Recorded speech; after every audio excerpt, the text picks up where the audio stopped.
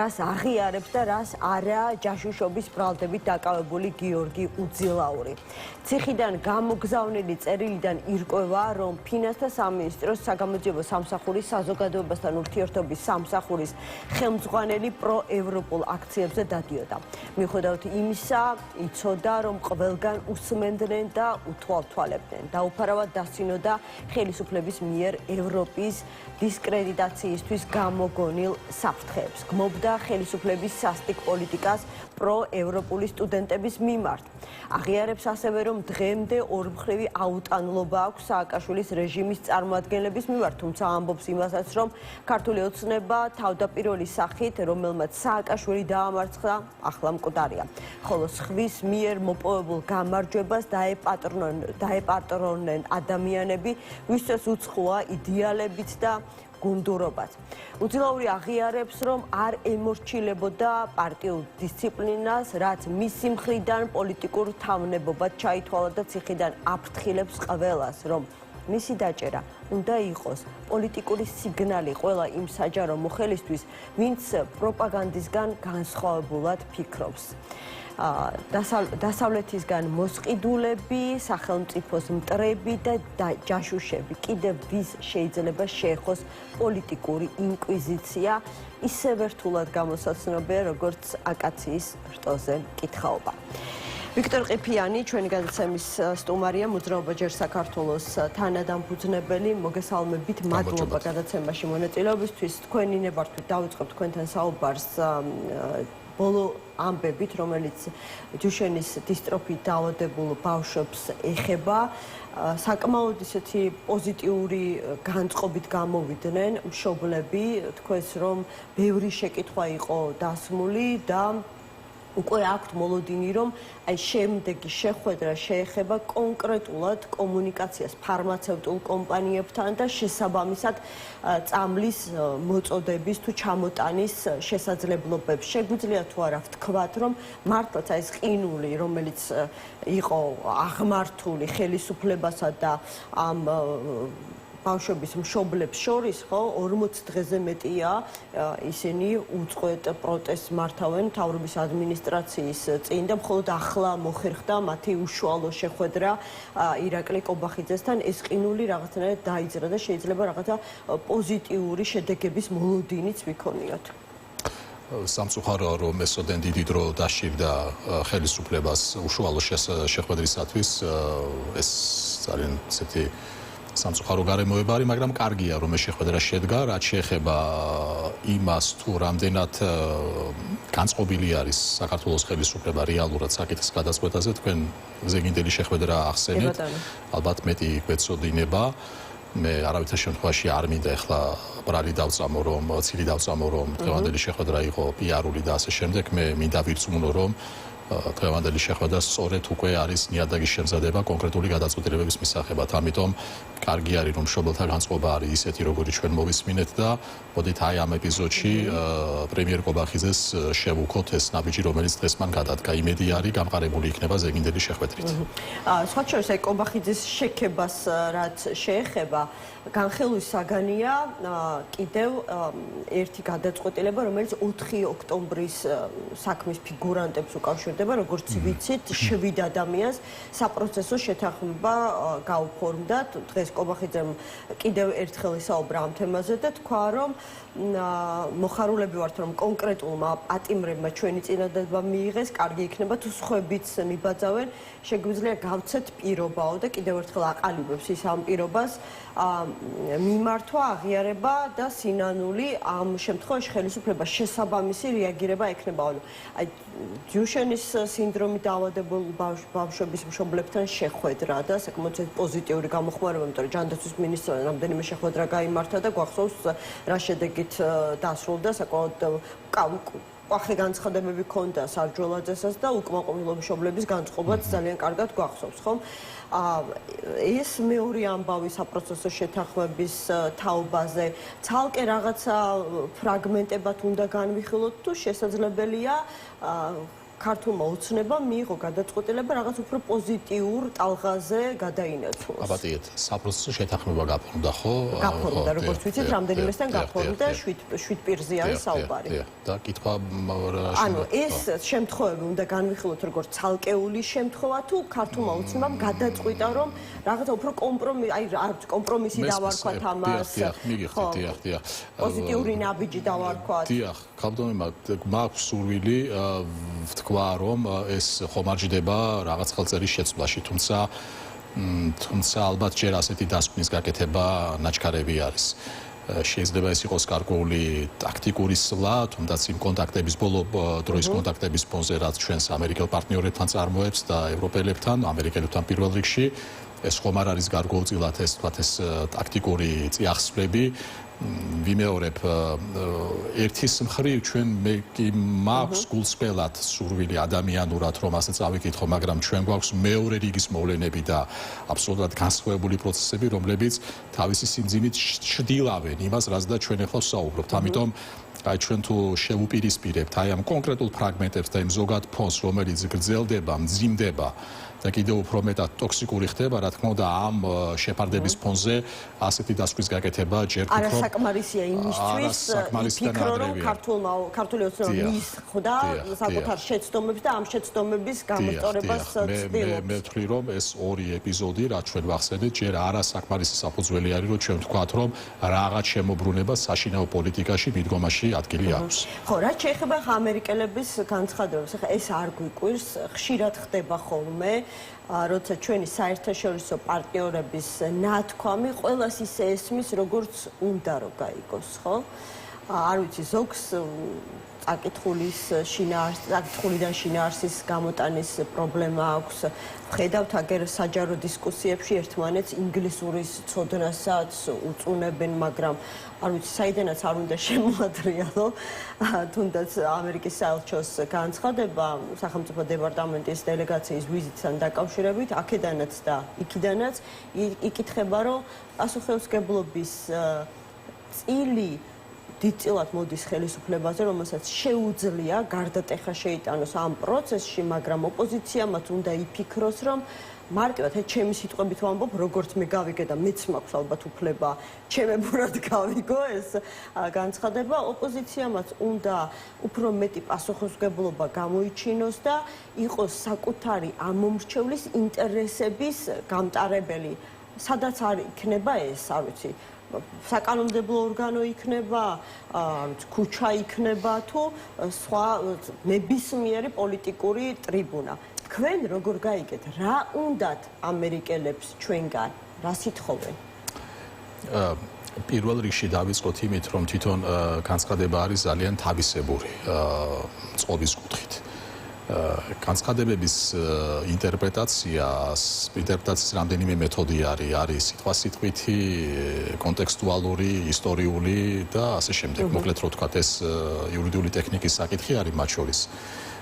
და ვინაიდან იურიდიულ პროფესიას ცოტა მეტი შეუძლია ვთქვათ ამ მხრივ, მე ჩემ თავზე ავიღებ გამბედაობა, შეფარდებით გამბედაობას, რომ გარკვეული შეფასება მივიწე. პირველ რიგში ეს განცხადება სხვა არაფერი არ არის თუ არა თანამედროვე საგარეო პოლიტიკას შეერთებული შტატების, რომელიც მკვეთრად ორიენტირებული არის საკუთარ საჭიროებებზე და ინტერესებზე და განცხადება ამაზე პირდაპირ საუბრობს. განცხადებაში პირდაპირ არის ამაზე საუბარი.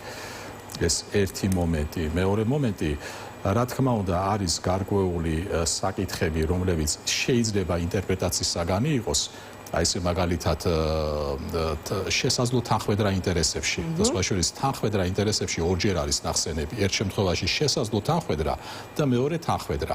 ეხლა რომელი უფრო უპირატესი არის შესაძლო თუ უკვე შემდგარი თანხმედრა, ეს ინტერპრეტაციის საკითხი არის და არ მინდა ეხლა ეს ჩვენი საუბარი სემინარში და ვორქშოპში გადავიდეს.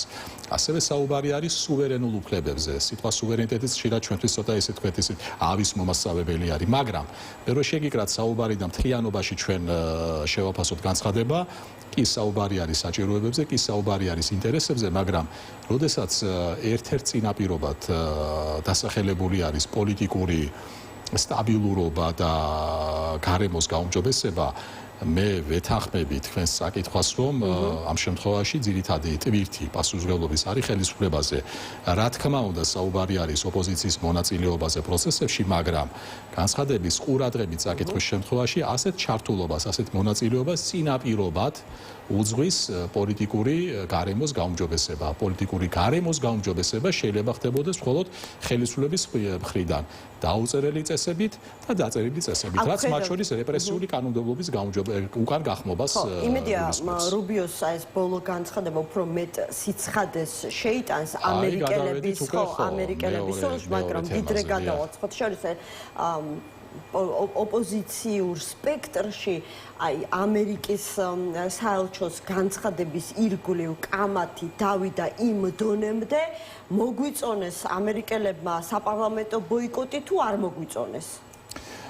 მე ასე საკითხს არ დავსვამდი საპარლამენტო ბოიკოტის მოწონება არ მოწონების კითხვას მე ამ განცხადებაში გულახდილად გითხრათ ვერ ხედავ.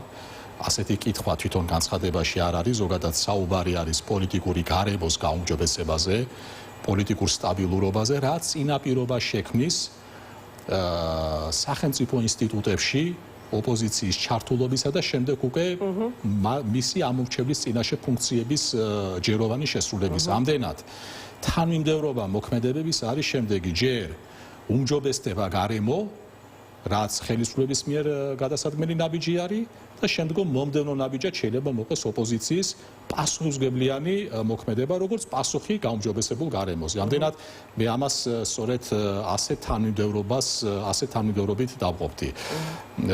ამდენად ეს ერთი გარემოება ხო კიდევ რაღაც მინდა თქვა რუბიოს განცხადება ახსენეთ და ეს სხვათაშორის გვეხმარება ჩვენ აი როდესაც საერთო კონტექსტზე ვსაუბრობთ და კონტექსტის მთლიანობაში საკითხვაზე ჩვენ მოვისმინეთ დღეს აი კითხვა-პასუხი უილსონისა და შემდეგ უკვე რუბიოს მხრიდან მე კატეგორიულად წინამდები ვარ რომ ჩვენ მხოლოდ რუბიოს პასუხს განვიხილავდეთ, ვინაიდან მნიშვნელოვანი არის შეკითხვა კონგრესმენის მხრიდან.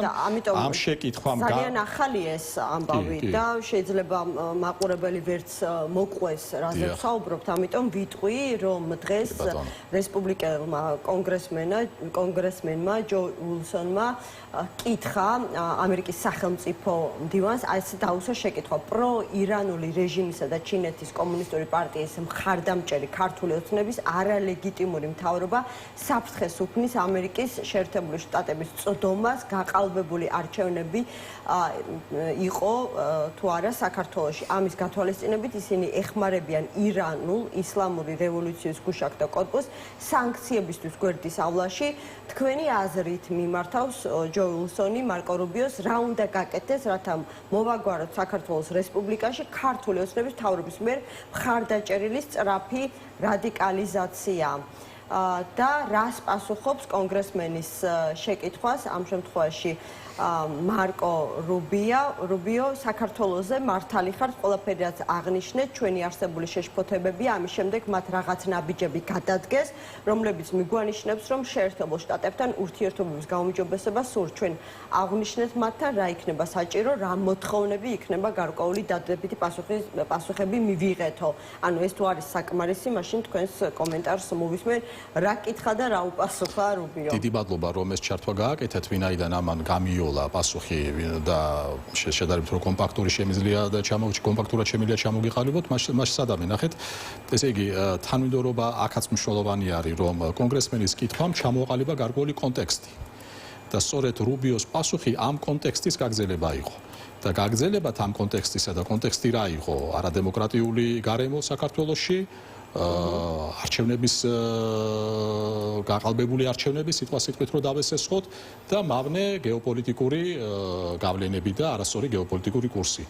რუბიოს არც ერთი ეს დაშვება არ უარყვია პირიქით თქვა მან ხო რომ პრობლემები არის და შესაბამისად ელოდებიან რომ ეს პრობლემები გამოსწორდება და სათანადო გზავნილები გაეგზავნა საქართველოს ხელისუფლებას. ამდენად აი აქაც ერთიანობაში წაკითხვა რომ კონტექსტი განაპირობა, ჩარჩო კონტექსტი განაპირობა შეკითხვა კითხვამ და აი ამ კონტექსტის გაგრძელება იყო გარკვეულწილად რუბიოს პასუხი. გაგრძელება ვიმეორებ, არა უარყოფა, არა შეპირისპირება, არა ოპონირება, არამედ ლოგიკურად აი ამ კონტექსტში შევიდა. ამდენად აი წინა განცხადებას თუ დაუბრუნდებით და ამ სიტყვა პასუხს, ერთი რაც ჩვენ შეგვიძლია წასახად დავასკვათ, რომ საუბარი ჯერჯერობით იმაზე, რომ ფაქტი შედგა ურთიერთობების გაუჯობესების მხრივ, ასეთი ფაქტის კონსტატირება არის ნადრევი, რომ ქართულ-ამერიკულ ურთიერთობებში უკეთრო ვთქვათ, საქართველოს ხელისუფლებასა და ამერიკის ადმინისტრაციას შორის ურთიერთობებში არის პრობლემები. ეს პრობლემები არის საკმაოდ მწვავე და ფუნდამენტური და ამ პრობლემების გამოსასწორებლად ტვირთი ძირითადი არის ბუნებრივია საქართველოს ხელისუფლების მხარეს.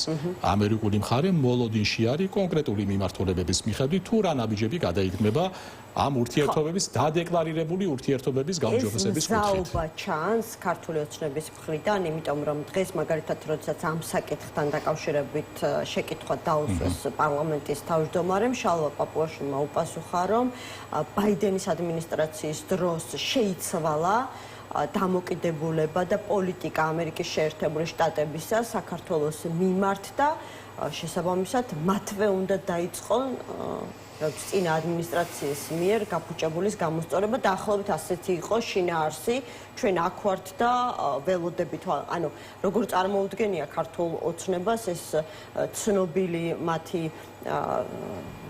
სურვილი სუფთა ფურცლიდან ურთიერთობების დაწყება, რომ ამ სუფთა ფურცელზე საქართველოსთან მიმართებაში პოლიტიკის დაწერა უნდა დაიწყოს მთლიანად ცალსახად ამერიკის შეერთებულმა შტატებმა? ამდენად როგორ წარმოუდგენია ბატონ პაპუაშვილს, რომ ჩვენ დავერქნოთ მხოლოდ მის შეფასებას და განცხადებას, როდესაც ჩვენ ეხლა მსჯელობთ განცხადების გადაცემის დაწყებიდან ორ მნიშვნელოვან შეფასებას. ერთი რაც განცხადებაში არის ამერიკის დელეგაციის ვიზიტს რაც მოყვა და იმ განცხადებიდან ჩანს, რომ ეს უარყოფითი მემკვიდრეობითობა ქართულ-ამერიკულ ურთიერთობებში რჩება და შემდეგ უკვე დღევანდელი კითხვა-პასუხი ამერიკის კონგრესში.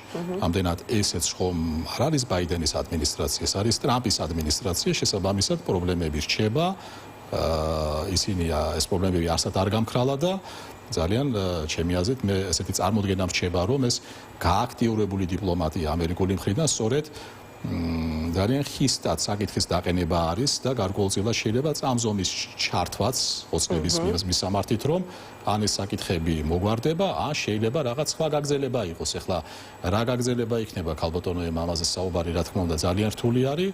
მით უმეტეს ჩვენ სხვა ინფორმაციას მოკლებული ვართ, რამე თუ არც თქვენ და არც მე იმ შეხვედრებს უშუალოდ არ ვესწრებოდით, მაგრამ ერთი რამ შეგვიძლია ვთქვათ ჩვენი ამერიკელი პარტნიორების მიმართ, რომ ის საჭიროებები, ის ინტერესები, რაც სახელდება ამერიკული მხრიდან და ბუნებრივი არის ამ საჭიროებებს და ინტერესებს უნდა პასუხობდეს ქართული მხარე, ასევე ქართული საჭიროებები და ინტერესებიდან გამომდინარე, თუ ამის შემსრულებელი ახლო პერსპექტივაში ვერ იქნება ქართული ოცნება, საქართველოში მოიძებნება პოლიტიკური ძალები, რომლებიც ამ ურთიერთობების დალაგებაზე იზრუნებენ სათანადო პასუხისმგებლობით.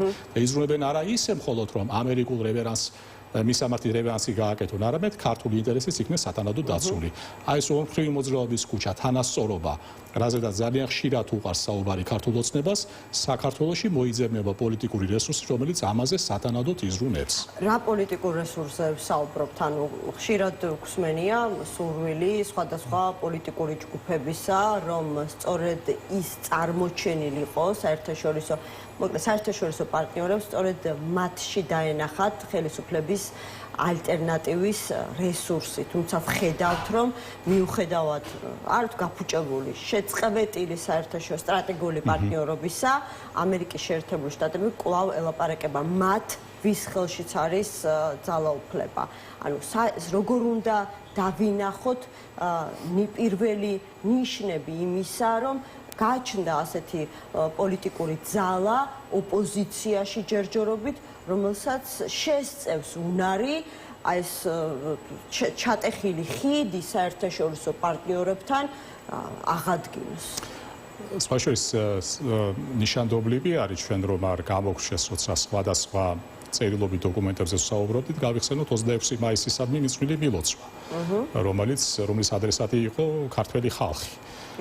და მე არ მახსოვს, რომ ტექსტში ყოფილიყო ნახსენები საქართველოს ხელისუფლება. ეხლა რაც შეეხება შესაძლო პარტნიორს, რა თქმა უნდა, ცდუნებაა დიდი ვთქვა, რომ ჯერ საქართველო, მაგრამ მე აუცილებლად დათქმას გავაკეთებ, რომ სხვა ოპოზიციურ ძალებთან ერთად, რა თქმა უნდა, ჩვენს პოლიტიკურ ინიციატივას აქვს იმის პრეტენზია და სავსებით მყარი წინაპირობა, რომ ეს პასუხისმგებლობა აიღოს არა მარტო ქვეყნის საშინაო პოლიტიკაზე, არამედ საგარეო ველზე ქვეყნის პოზიციების გასაუმჯობესებლად. ამიტომ თუ საუბარი არის წამზომის ჩართვაზე, თუ საუბარი არის პოლიტიკური პროცესის გაჯანსაღებაზე, რა თქმა უნდა, ჩვენი ჯგუფი სხვა პარტიებთან, სხვა ჯგუფებთან მჭიდრო კოორდინაციაში თავისთავად ცხადია, იმიტომ რომ მე სიმართლე რო გითხრათ, არ მჯერა, რომ რომელიმე ერთმა პოლიტიკურმა ძალამ შეიძლება ასეთი ტვირთი საკუთარ თავზე აიღოს, თუმცა ესა თუ ის ძალა შეიძლება იყოს ეს თქვა მოწინავე ან გარკვეულწილად მოდის დამკვეთი, ჩვენ გვექნება სხვებთან ერთად ამის პრეტენზია, რომ ის მძიმე რეალობა, რაც დღეს ქვეყანაში არსებობს, როგორც საშინაო პოლიტიკის კუთხით, ასევე საგარეო პოლიტიკის კუთხით, ეს რეპუტაციული სიმძიმე ჩამოვრეცხოთ, ეს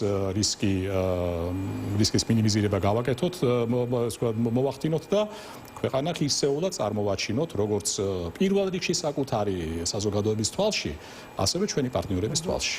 ამის პრეტენზია ბუნებრივია, გვაქვს და სხვაგვარად ვერც იქნება. ხო, მე ვიცი, რომ თქვენ უახლოეს მომავალში აპირებთ კიდეც ხომ საჯარო პრეზენტაციას, ჩვენ უახლოეს მომავალში ვაპირებთ დამფუძნებელი ყრილობის ჩატარებას და ამ დამფუძნებელი ყრილობის ჩატარებას წინ უძღვის მთელი რიგი საჯარო შეხვედრებისა, რომლებიც სხვათაშორის გამოირჩევა ერთი პლუსით, რომ გარდა დოქტრინალური საკითხებისა, გარდა კონცეპტუალური საკითხებისა, ჯერ საქართველოსა და აუდიტორიას შორის დამყარდა ძალიან ჯანსაღი ემოციური კავშირი და ქართულ პოლიტიკაში ამის დეფიციტი დღეს ძალიან მწვავე არის და მოხარული ვარ ყოველგვარი მოგზალების გარეშე მინდა თქვა, რომ ამ დეფიციტის შევსებას ჩვენ დათავად გარკვეულწილად ხელს ვუწყობთ. ამიტომ სერია ამ შეხვედრების გრძელდება, მაგრამ როცა ჩვენ მივადექით ახლა დამფუძნებელ ყრილობას და ჩვენ დავიწყეთ საუბარი შესაძლო გაჯანსაღებაზე და დავასკვენით, მე მგონი თქვენ დამეთანხმეთ, რომ ნაადრევი არის ასეთი დასკვნების გაკეთებაზე, გასაკეთებლად მოვერიდებოდი საკუთარ ჯგუფზე საუბარს, მაგრამ კიდევ ერთხელ რომ შემოგაშველოთ თქვენ დამატებითი ინფორმაცია და ცოტა უხერხული არის საკუთარ თავზე საუბარი, მაგრამ კიდევ ერთხელ აი ამ ინფორმაციის გამომზეურებით რომ ვთქვა, რომ ნაადრევი არის და უსაფუძვლო არის გაჯანსაღებაზე საუბარი, დამფუძნებელ ყრილობასთან დაკავშირებით წარმოგვეშვა ორი მეტად უნიკალური პრობლემა. პირველი სივრცესთან დაკავშირებით, რაც პრინციპში მოსალოდნელი იყო, ჩვენ სივრცესთან დაკავშირებით სხვადასხვა მეტად უჩვეულო პასუხები მივიღეთ. ეს საკითხი ასე თუ ისე გადაწყდება, მოკლედ მზაობა. ერთი წუთით. ეს ძალიან საინტერესოა. თქვენ ამბობთ, რომ ხელოვნურად გიქმნიან გარკვეულ ტექნიკურ ბარიერებს იმისათვის, რომ გეტყვით თუ ხო, გავაგზავნებ ფას, ერთი სივრცე ეს ჩვეულებრივი პრობლემა არის.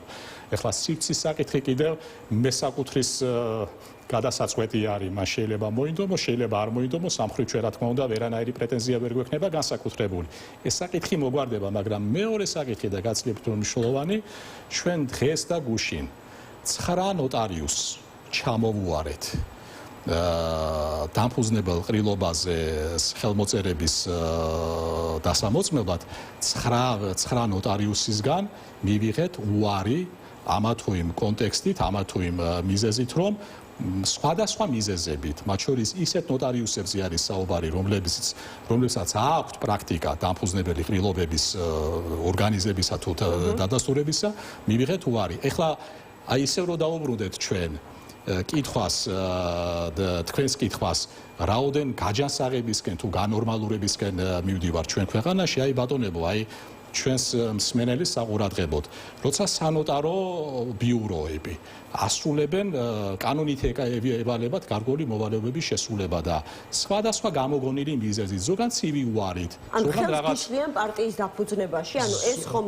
წინაპირობაა დამფუძნებელი კრების წინ ხელმოწერების დამოწმება. მე რიტორიკული კითხვა დავსვა, როგორ შეიძლება, რომ 9 ნოტარიუსმა ერთი დღის განმავლობაში აბსოლუტურად დამოუკიდებლად მოქმედმა ნოტარიუსებმა უარი თქვან კონკრეტული სანოტარო მოქმედების შესრულებაზე. აი ეს არის ის გარემო, რომელშიც მიმდინარეობს ვითომ ქართული პოლიტიკური პროცესის გაჯანსაღება. ვითომ ვამბობ მათ საყურადღებოდ, ვისაც გონია, რომ ჩვენ განორმალურების გზას დავადგეთ. ბატონო ვიქტორ, ძალიან საინტერესო თემაა და იქნება ამოვწუროთ ეს საკითხი, თან ძალიან ახალი ამბავია, მე მგონი სხვაგან არც გისაუბრიათ რეალურად ვერც მოასწრებდით. სხვაგან ვისთან ვიტყოდით, თუ არა თქვენ. ძალიან დიდი მადლობა ამის. ანუ ხელოვნურად ხელს გიშლიან, ერთის მხრივ ყრილობის ჩასატარებლად სივრცეს ვერ ქირაობთ, ამ ეტაპზე ესეთი მოცემულობაა. მეორეს მხრივ ნოტარიუსი ვერ ნახეთ, ვინც ხელმოწერებს დაგიმოწმებთ, რაც უნდა გახდეს წინაპირობა პარტიის დაფუძნების, ანუ ხელს გიშლიან ხელოვნურად იმაში, რომ პარტია დააფუძნოთ, ვინ გებრძვით მაშინ, რატომ? გაბატონო ემა, ვიმეორებ ჩემს პასუხს. სივრცესთან დაკავშირებით შეიქმნა პრობლემები, მაგრამ გადაწყვეტადი არის, მაგრამ გაცილებით უფრო საგანგაშო არის სანოტარო მოქმედების შესრულებასთან დაკავშირებული ეს უარი, რომელიც ჩვენ მივიღეთ 9 კონკრეტული ნოტარიუსისგან. აქ საუბარი არ არის აბსტრაქტულ პიროვნებებზე, კონკრეტულ სახელებსა და გვარებზე. ეხლა ეს კონსპირაციას მივაწერო, შეთქმულებას, მე ფაქტის კონსტატირებას ვახდენ, მე იმედი მრჩება, რომ იმედს ვიტოვებ ეს საკითხის გადაწყდება, მაგრამ აბა წარმოიდგინეთ, როგორ შეიძლება თხის განმავლობაში 9 დამოუკიდებელი წყაროსგან შენ სხვადასხვა მომიზეზებით მიიღო უარი დამფუძნებელ კრებაზე, დასწრების თაობაზე. ეხლა ალბათ კითხვა რიტორიკული არის და ისევ იმ შეკითხვას უკავშირდება, რაც თქვენ აღნიშნეთ.